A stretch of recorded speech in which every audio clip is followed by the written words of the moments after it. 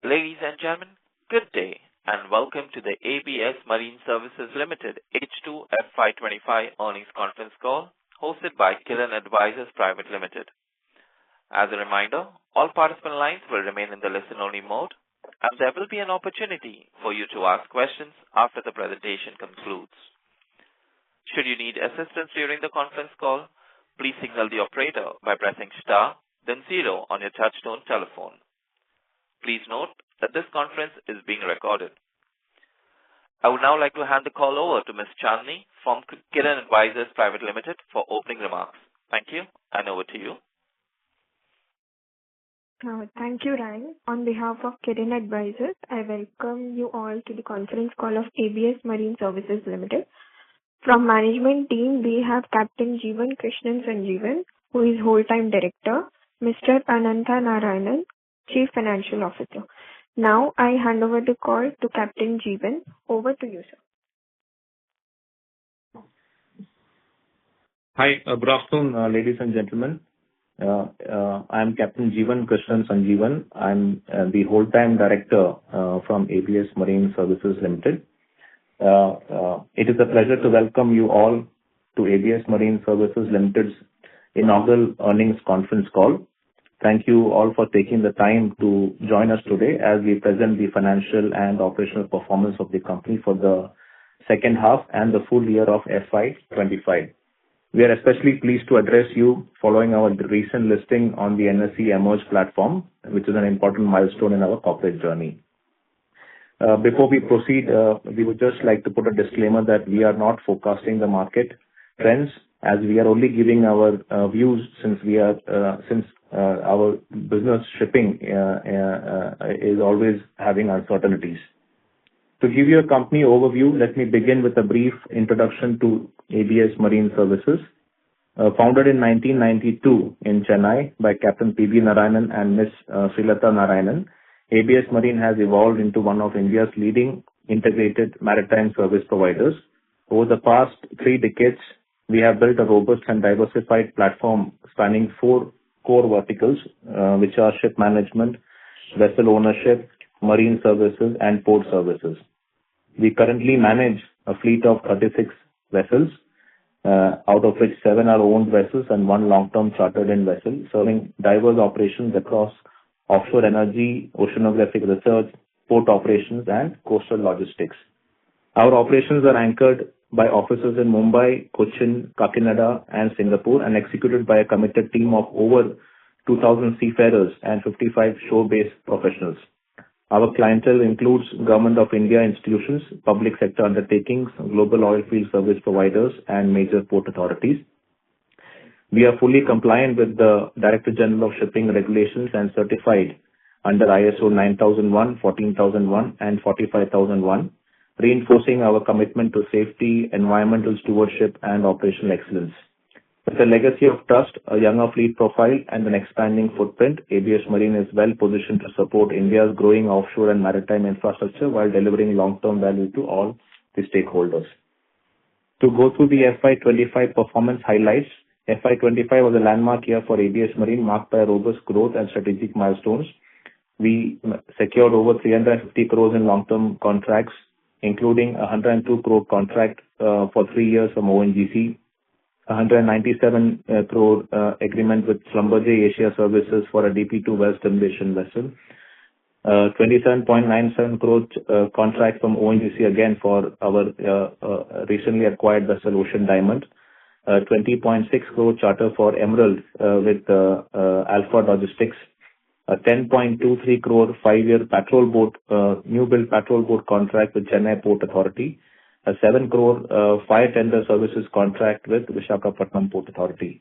We have also expanded our fleet through the acquisition of the DP2 platform supply vessels Ocean Diamond and Emerald, both currently deployed under active contracts. A third DP2 vessel is scheduled for delivery in Q1 of FY26. Notably, nearly 180 crores of FY25 revenues came from renewed or renegotiated contracts on our existing fleet, demonstrating the resilience and consistency of our core operations. While contributions from IPO-funded acquisitions have just begun, we expect that the full impact of these will reflect in the coming quarters. Our strategic focus remains on asset efficiency, long-term contracting, and disciplined deployment. Financial overview for FY25 and H2 FY25. Consolidated FY25 performance, total income was 184.31 crore. EBITDA was 54.64 crores. The EBITDA margin was 29.65%. The net profit was 27.25 crores. The net profit margin was 14.79%. The EPS is 11.44 rupees. Standalone FY25 performance, total income is 175.51 crores. EBITDA is 40.04 crores. Net profit is 26.72 crores and EPS is 11.26. H2 FY25 versus H1 FY25, consolidated income went up 25% to 102.34 crores. EBITDA rose by 87% to 35.61 crores. Net profit more than doubled to 19.16 crores. EPS is 8.10 rupees. Standalone income up by 40% to 102.07 crores. Standalone EBITDA more than doubled to 27.94 crores. Standalone net profit up by 178% to 19.66 crores. EPS standalone is 8.29 rupees. These results underscore our strong operating leverage, efficient fleet utilization, and disciplined cost management, validating our business model focus on recurring revenue from technically compliant vessels under long-term contracts. Market outlook and strategic direction for us, we remain optimistic about the long-term outlook for our sector. As per the recent Rystad Energy's April 2025 report, offshore energy continues to account for nearly 30% of the global oil and gas production. In 2024, over $110 billion was sanctioned for offshore greenfield developments, with in Asia attracting an increasing share. India's maritime infrastructure is simultaneously undergoing rapid expansion, with more than 40,000 crore worth of port development projects currently underway through PPP model. The Union Budget in February 2025 announced key initiatives to support indigenous shipbuilding and increase the acquisition of Indian flag vessels. Chief among them is the proposed Maritime Development Fund, which aims to provide equity or debt support for vessel acquisitions and port infrastructure, aligned with the national goal of raising the share of Indian flagships in the global trade to 20% by 2047. While global trade uncertainties such as tariff shifts on steel, aluminium, and energy equipment do present challenges, our services focus and technically compliant model offers insulation from these macroeconomic headwinds. In fact, such disruptions heighten the demand for dependable, locally anchored marine service providers like ABS Marine. The offshore support vessel market fundamentals remain favorable. The global OSV, offshore support vessel order book, is below 3% of the total fleet, and the average age of active vessels exceeds 20 years. Our fleet, whereas has an average age of 12.4 years, stands out as a modern, safe, and reliable, an important differentiator as charterers prioritize vessel quality and compliance. Strategic priorities looking ahead, our key priorities include disciplined acquisition of younger high-spec vessels, prudent capital allocation to ensure strong returns, investments in digitalization and advanced fleet management systems, enhancing execution excellence across our operations, commitment to decarbonization and green shipping, strengthening shore-based capabilities, expanding presence in marine and port services, and creating a long-term sustainable value for our shareholders. With a strong balance sheet, a growing order book, and a committed leadership team, ABS Marine is poised to continue its growth trajectory and deliver enduring value to all stakeholders. So I thank you all for your time and continued support, and we would open the floor for any questions anybody will have. Thank you. Ladies and gentlemen, we will now begin the question and answer session. Anyone who wishes to ask a question may press star and one on their touchtone telephone. If you wish to remove yourself from the question queue, you may press star and two. Participants are requested to use their handsets while asking a question. Ladies and gentlemen, we will wait for a moment while the question queue assembles. Ladies and gentlemen, a reminder, if you wish to ask a question, please press star and one.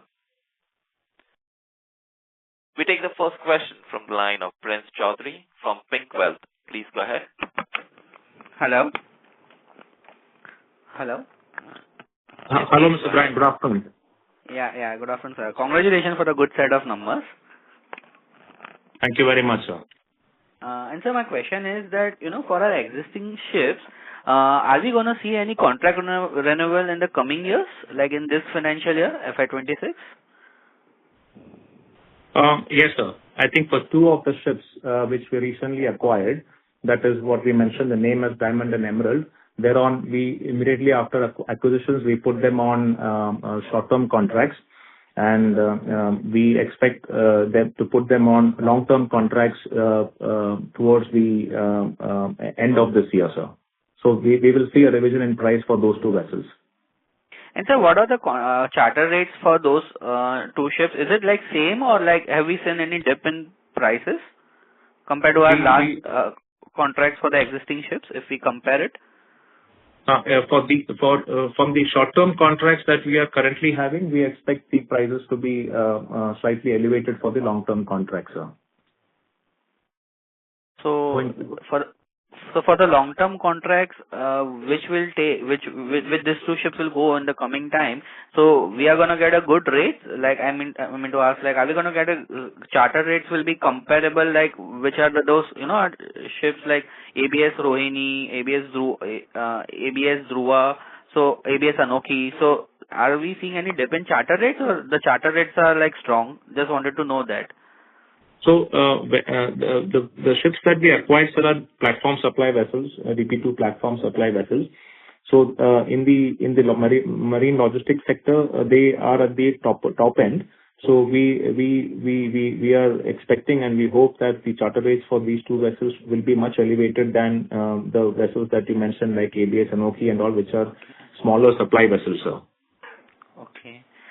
And sir, just wanted to understand on the part of MV Arun. So since we have taken it on a lease and we are providing to our clients on lease the ships, so we are doing it on time charter basis or like bareboat charter basis if we provide services to our client. So we have taken the vessel on a time charter, and we are further given that vessel to ONGC for a long-term contract, sir. Okay. And so the fuel cost will be borne by them only, right? Not by us. If any fuel and water costs will be borne by the ONGC, not by us, right? Correct, sir. In all the contracts that we are currently entered and we intend to enter, sir, the fuel cost, even in not only in the offshore segment, even in the port segment, the fuel and water cost is always on the charterers. So at the moment, we are not bearing any fuel cost on any of the vessels, except if there's a breakdown or something and we have to come out. Otherwise, the fuel cost is always on the charterers, sir. And sir, for those two ships, you said that we have entered into a short-term contracts. Do we see the visibility, like how fast we can see the visibility of getting it into long-term contracts? Is there any strong pipeline or any talks going on for those contracts for the long term? Yes, sir. I think before the contracts expired, the short-term contracts expire in September, October this year. Before that itself, we are confident of securing a long-term contract so that there is minimum rollover gap between the short-term to long-term contracts, sir. That is our idea. And if we get a long-term contract much earlier, we would also be able to prepare the vessels with minimum rollover period in between for going into the long-term contract. That would probably help us in improving the efficiency for moving over from one contract to another contract. And sir, one last question is that, since we have got a contract of petrol boat supply, so it's like we make those boats and we supply it. Is it like that, the nature of the contract?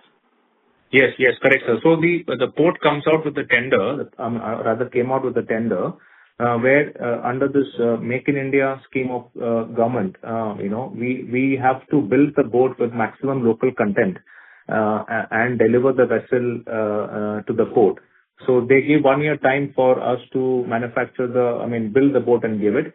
So we have in turn placed the order with the shipbuilder in India under the Make in India government order with maximum local content more than 60%. And that boat is on the verge of delivery. We hope to mobilize that boat and commence the operations sometime from July onwards, sir. And so those boat will be also be managed by us, right? So there will Yes, be sir. a Fully. ownership supply plus there will be a total management service also be provided by us. Yes, correct, sir. So this 102 crore includes only the like build and supply, or it includes also the management management also, management contract also? So the 102 crore is not that one. The port contract is 10.23 crore one. 102 crore is not the port contract, sir. Okay. That is the ABS Anoki contract which we got last year, which went under revision, and we commenced it from 4th of July. Okay. So this ships which we are gonna supply, it's the contract size is how much? Like 102 crore or like 10 crores for 5 years? That is 10.23 crore. It's a small hovercraft patrol boat, sir, which we are building and giving it to the port for a long-term contract. Okay, okay. Got it, sir. Thank you, sir, for answering our question. I'll stay in the queue. Thank you, Mr. Brian. Thank you so much. Thank you. Ladies and gentlemen, if you wish to ask a question, please press star and one. The next question comes from the line of Priya Jain from Green Carpet. Please go ahead. Hello, Captain. I have a few questions with me. So, Hi, good afternoon, Ms. Priya. yeah. So, as I can see that ONGC and SLB are now major clients of ABS. How are you managing client concentration risks? Can you just make me understand a bit of it? Yeah, so traditionally we were quite focused on the government business, and we had a lot of government clients and PSU clients. But of late we have also diversified into private oil field service providers, whereby SLB has come in. So that is was a part of a diversification of client base for us, to have exposure to the private sector also. Having said that, madam, we are also our core business also focuses on oil and gas business. So traditionally, compared to the common notion, 50% of the oil and gas which are produced offshore are all done by national oil companies across the world. The balance 50% is spread amongst the big oil majors. So it is important to work with national oil companies, especially when we are in this sector. And it also brings in long-term stability, revenue visibilities, and that comfort also comes when you work with national oil companies. But we have diversified with private ship owner, private clients also, and Schlumberger Asia Services is one such client, a reputed client with a good track record of payments that we have entered into contract with them. A rather big contract, in fact. Any major contract renewal timelines for FY26 or 27? Are any major charters up for renegotiations? So, two vessels that we acquired recently, we expect them to go on long-term contracts towards the end of this year, madam. Also, have you seen pricing improvements in recent contract negotiation, particularly in the offshore supply space? Yes. We have seen considerable increase in the offshore vessel charter rates.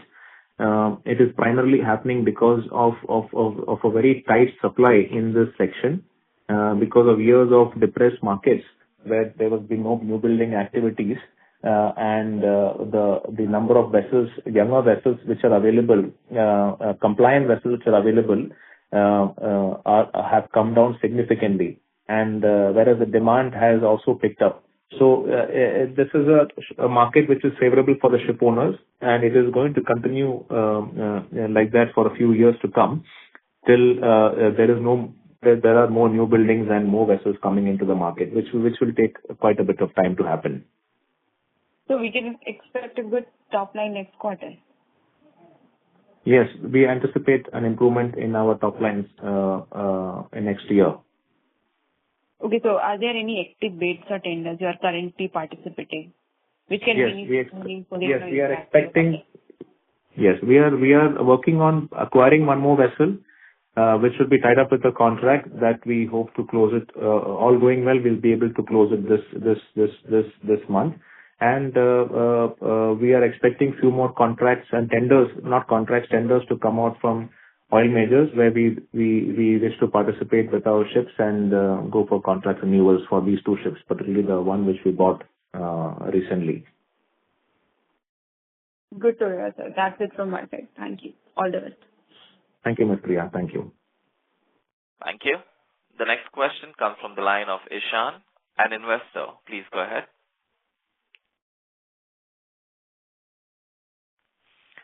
Ishan, if you can please unmute your line and ask your question. Hello. Am I audible? Yes, Hello. Ishan. Yes, Yes, Ishan, please go ahead. you're audible, yes. Yes, sir. Congratulations, sir, on great results. And I had two questions related. One was, there was one mentioning about a new vessel that is going to be acquired.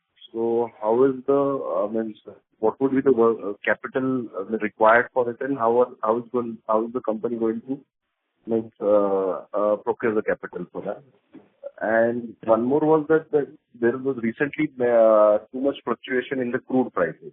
So how is that going to impact the company? Yeah. Right, Mr. Ishan, thank you for your question, and thank you for your wishes. So, to come to your first question, all the vessels that we have purchased or we plan to purchase, we always go for a debt equity model with the banks, and we normally work in 70-30 or 75-25% debt equity model. That has always been the case with us, and it continues to be so. And on the second question, one of the reasons why we enter into long-term contracts is that the fluctuations in the market or the crude oil prices, like you mentioned, does not impact our earnings. So that is the advantage of going into a term contract, whereby 3 years or 5 years or whatever the term is. At the same time, if there is an increase in crude oil price, if there are any benefits, that also we do not get. At the same time, if the markets go down also, we do not get impacted majorly by those fluctuations. So we always work on term contracts. That has been the model for us, and we continue to do that successfully. And so at present, the crude price drop down to $60 a barrel is not an issue for us, or doesn't impact our model. And one more question that I had was, there is a deferred tax that has seen an increase. What is the reason behind it? For the increase in the deferred tax? Yes. That can be primarily attributed to the depreciation, sir. Okay. Got it. Thank you, sir. Thank you, sir. Thank you very much. Thank you. We take the next question from the line of Amit Karawat from Global Financial Services. Please go ahead. Hello. Yes, Amit, please go ahead. Yeah. Sir, congratulations on good set of numbers. I want to know, what is the charter hiring exactly means? You take ship on lease from other ship owners and lease it further to your clients or like that? Good afternoon, Mr. Amit. Charter hire basically means whomever we give the ship for employment to, they pay us a revenue. Typically, it works out to per day basis, and they pay us a revenue for that. So there are two ways to do that. Either you can give your own ship, the ship that you own, you can give it to the oil companies or anybody who wants to employ those ships, and they pay you the charter hire for that. Alternatively, you can also lease a ship from outside and give it to the end client and get the revenue from the end client, and then pass on the lease charges to the original owner. So both ways it is possible in this business. Okay, sir. So, sir, I was looking the audit report of March 24. We have received 55 crore of charter hiring charges, and we have paid 22 CR for the group company Ocean Deep Energies. So I want to know, what is this? So that that is the, like when I was answering your previous question, I had explained to you two models. So that is one of the other models where we have taken in a ship on lease and we have in turn hired it to ONGC. This was done back in 2023. We had got the contract, and that time we had leased a ship from outside, and we had participated in a tender for ONGC, and we entered into a 5-year contract with ONGC. So that is a lease hire payment. We have taken the vessel on time charter, whereby all the expenses for the vessel, everything is taken care by the ship owner itself. And that contract lease payment is what you're referring to. Okay. Means we have taken on lease from Ocean Deep and we have give it to our client, ONGC, like this. Yes, we are given it to ONGC for a 5-year contract, sir. Okay, sir. Got it. And sir, one bookkeeping question. In your cash flow statement, you have reported increasing short-term borrowings in operating cash flow. It is set of cash flow from financing. So is it any discrepancy or like that? So which line item is that? In the prior this thing, that was the IPO money was wrongly categorized and under operating instead of financing. Yeah, thanks for highlighting those. Yes, that has already been rectified in the current this thing updated. So this year also, I think it's reported like that. No. In the current financial year, they have been corrected. In the half-yearly financial year, there was an error in the reporting. It's an unaudited one which we have filed in the half-yearly reporting. The current one, it has been clearly filed. So. Okay. Yeah. Okay. That's all on my side. Thank you, sir. Thank you. Ladies and gentlemen, if you wish to ask a question, please press star and 1. The next question comes from the line of Ravi, an investor. Please go ahead. Hello. Hello, Mr. Ravi. Yeah, hi, sir. Sir, I had a couple of questions. So, firstly, the H1 was really weak for us, right? I mean, on a margin perspective, if we look at it, our EBITDA margins were more around 20-22%. And in H2, we caught up, and even the revenue has come up. So what was the reason? Is that the seasonality aspect of the business, or was there some runoff in H1 that we faced? Thank you for the question, sir. So, to clarify that question, in the H1, we had one ship, that is ABS Anoki, which had come out of a long-term contract, and we had already secured the new contract.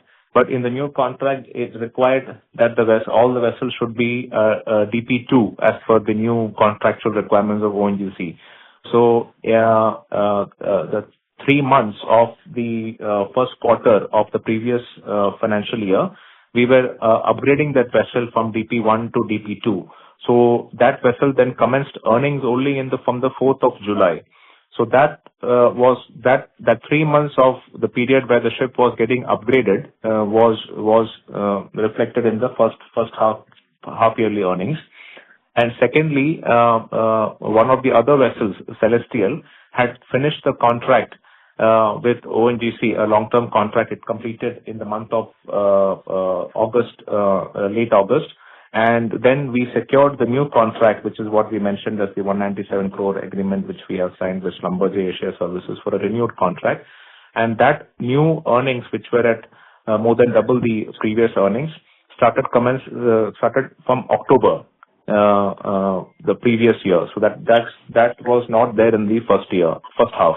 So all these two earnings these two increased revised contractual earnings are reflected in the H2, sir, and they were not there in the H1.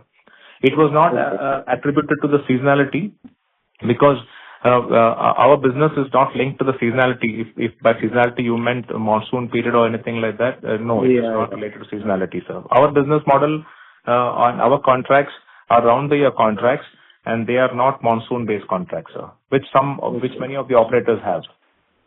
So these new contracts, 184-day charter, 158-day charter, all of these contracts, then after these are done, again there'll be a gap before we get a contract. So again, our H2 could be weak this year.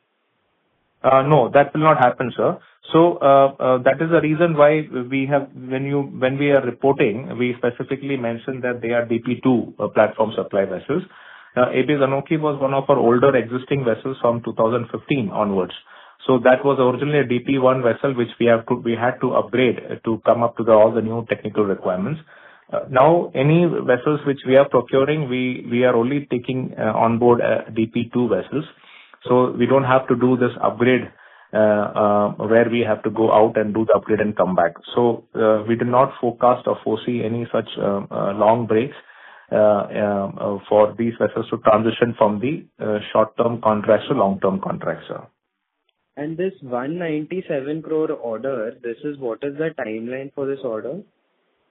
So this order is already commenced. It is 3-year firm plus the modification period required for the charters to do the modification. So that will probably run into more than 3.5 years. And the charterers further have an option for extending the contract by another 3 years, and then they have one more option to extend it by another 3 years. It is all in their options. Okay, so how do we expect the revenue from this, right? 197 will accrue equally over 3 years, or first the modification will be some different amount? How will it go?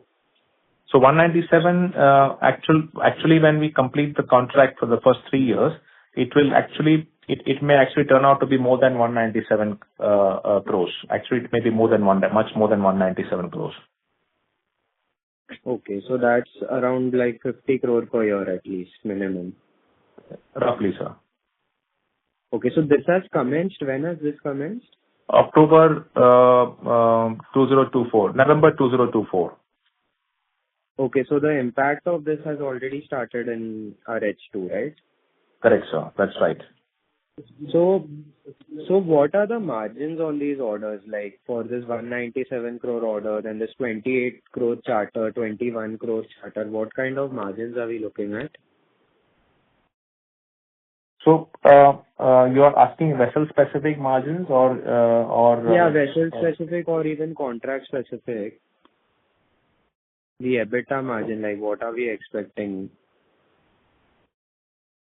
So the vessel EBITDA margins, we expect it to be in the range of 60 to 65%, sir.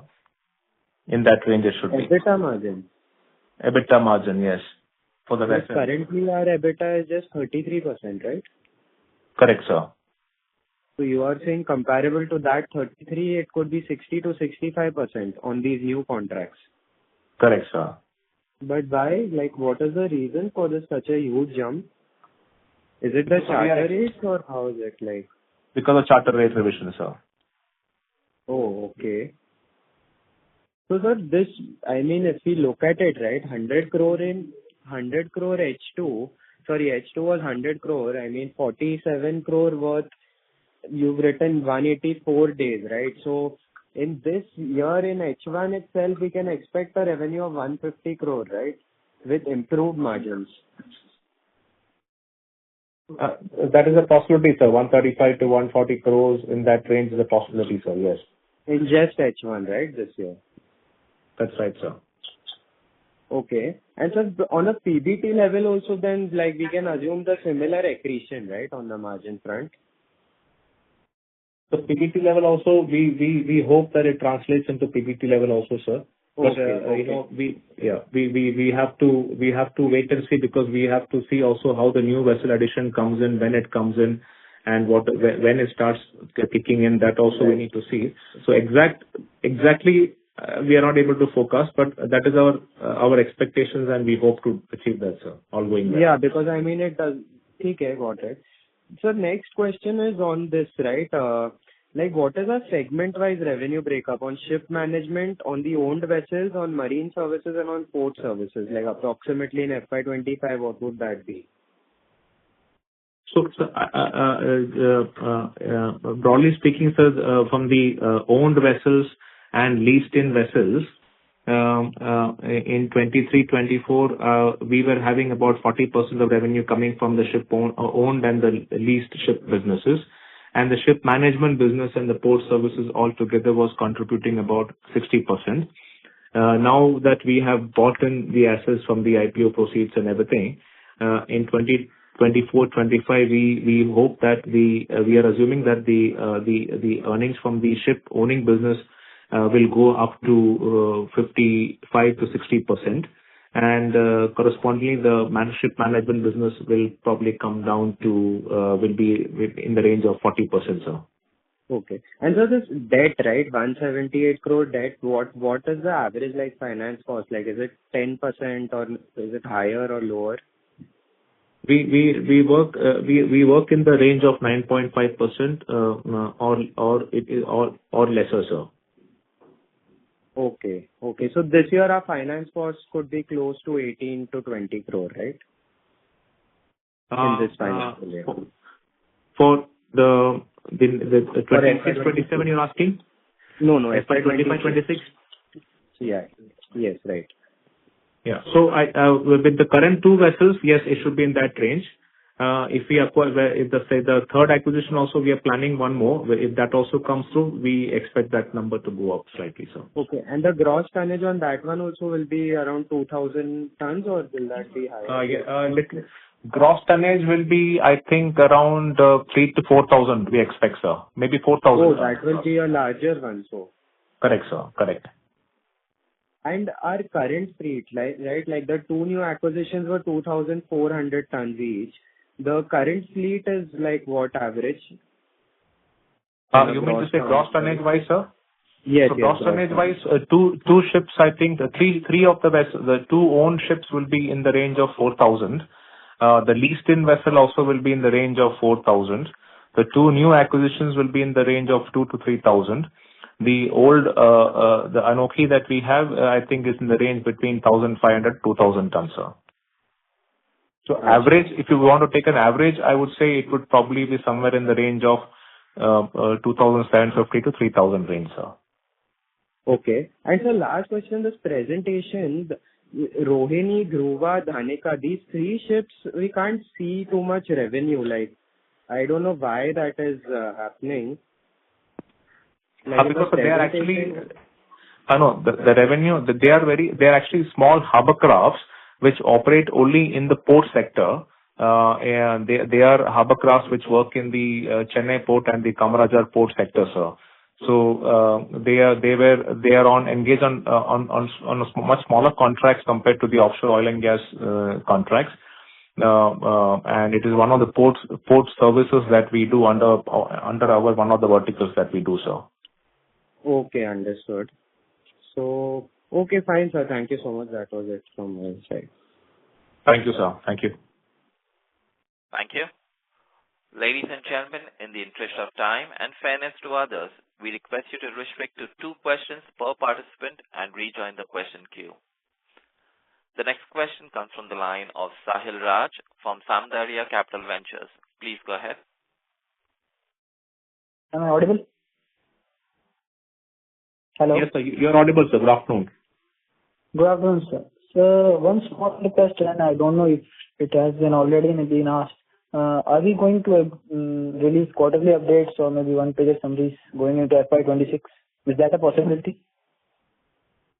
As of now, we intend to do half yearly, sir, as per the regulatory requirement. No, I do know the regulatory requirements, but if given the management caliber, I'm saying that if the management has any intent to do so. Okay, sir. I will take that question and I will definitely put that under consideration, sir. But I was only aware of half yearly, but we will definitely look into this one, sir. Going forward. A small suggestion, sir, not any bindings on anything of that sort. Maybe if your team can guide you better, so maybe if you can take that into. Sure, sir. We'll take that into consideration, sir. And any further plans for fundraise this year, maybe in the second half or maybe going ahead? That's all. Or are we able enough to maybe...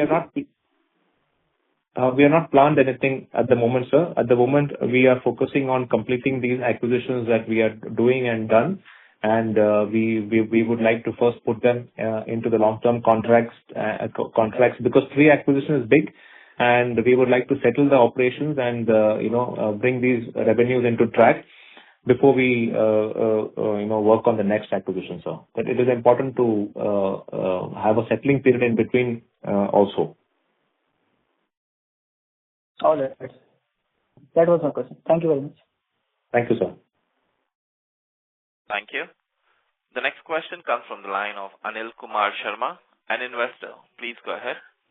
Good afternoon, and thanks for the good set of numbers. Congratulations for that. My question is, sir, what is the exact rough idea of EBITDA margins for this coming year, financial 25-26? And number 2, you have given a good numbers, but no dividend is there. Is was not considered, and when we can expect any dividend from the company? Hi, sir. Thank you, sir. Thank you for your question. So to answer your first part, going forward, the EBITDA margins, absolute increase in EBITDA margins should be in the range of about 100%, but the EBITDA margin should be going forward should be in the range of 40 to 45% is what we hope to achieve, sir. Good. And your second question was regarding dividend. We just got listed, sir, and we are in the process of fulfilling our IPO, whatever we committed in the IPO, that is to acquire new vessels and grow the asset base and grow the value for the shareholders. Going forward, definitely yes, dividend is something we will be working on and targeting also. Thank you. Best wishes, sir. Thank you, sir. Thank you. Thank you. We take the next question from the line of Prince Chaudhary from Pink Wealth. Please go ahead. Hello. Sir, we have a question that, since we have this contract value of 197 crore of simulation vessel, this vessel is already onboarded or it's gonna come in June? No, sir, this is an existing vessel. Good afternoon to you, sir, first of all. This is an existing vessel which already commenced this contract from the November of 2024 onwards, sir. And the vessel is being modified, or rather, I would say converted by the charterers Schlumberger Asia Services into a well simulation vessel. So it is already on contract, and the earnings are already coming in. And it is converted also? No, the conversion process is going on now, sir. So when this conversion process is going on, so till that we will not be able to get the revenue since the work must be going on. So how much time it will take for this conversion? We are getting paid during the conversion process also, and when the conversion process completes and the vessel starts operating, the charter hire rates will further go up. And so what is this vessel name? This particular vessel name is Celestial, sir. Celestial. Got it. And okay, so this is for 3 years, right? This contract value? Follow-up questions, if you can please join the queue. It's just a continuation. Just 1 second. Sir, please go ahead, sir. I missed your question. This 197 crore contract value is of 3 years or is like for what is the duration of this contract? Yeah. So we have entered into the contract for 3 years, plus whatever modification period required by the charterers to modify the vessel. Plus we have given options to charterers. Charterers have the option of extending the contract by another 3 years and followed by another 3 years more. They have the option of extending, sir. Okay, got it, sir. Thank you, sir. Thank you very much, sir. Thank you. Ladies and gentlemen, in the interest of time, we request you to restrict to 1 question per participant. The next question comes from the line of Manish Bhatia, an investor. Please go ahead. Hi, sir. Congratulations on your good results. Sir, good afternoon, and thank you very much, sir. Hi. Sir, just wanted to know, after, everything is done and you have acquired the third vessel as well, this year, so what would be the total loan, that approximate loan that will be showing on your books? So how much loan do you think that you'll be having after, acquiring the next ship that you're going to do this month? Approximate amount should do for me. So approximately, I think we should be looking at 300 crores. Okay. So right now it is 178. It will be somewhere around 300, right? Yes, sir. Okay. Okay. Just can I ask one more question?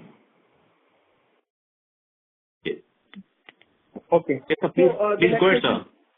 Okay. So this SLB contract that you had for 197 crore, so is that a special ship that you have, or it's like a normal vessel that that you had? It's just because it's been contracted with SLB, that's why they're paying the better amount, or is it something special in that ship? So this was actually a ship which we already owned from 2015 onwards.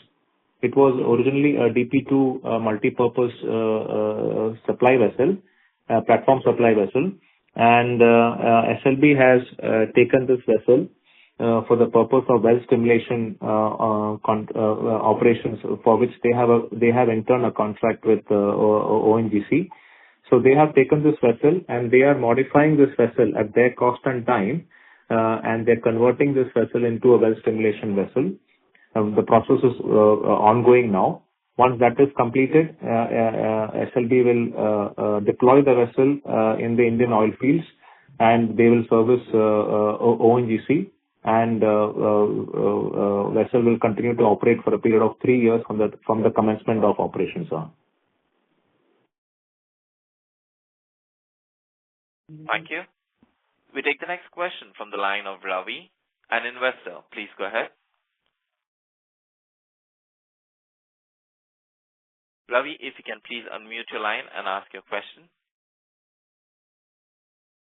Since there is no response, we move on to the next question from the line of Lakshman, an investor. Please go ahead. Congratulations, sir. Good afternoon and congratulations for an exceptional result. Actually, my question was asked by a previous participant, but I'll just add to that question, sir. You said somewhere around 300 crores is the debt which will be on your books, right? So the EBITDA margin considers the debt repayment interest, the finance cost, and after that you are saying that we will have a EBITDA margin of somewhere around 43. Sorry, this is CFO Anand here. I will be answering this question. See, EBITDA don't consider that interest cost, right? Yeah.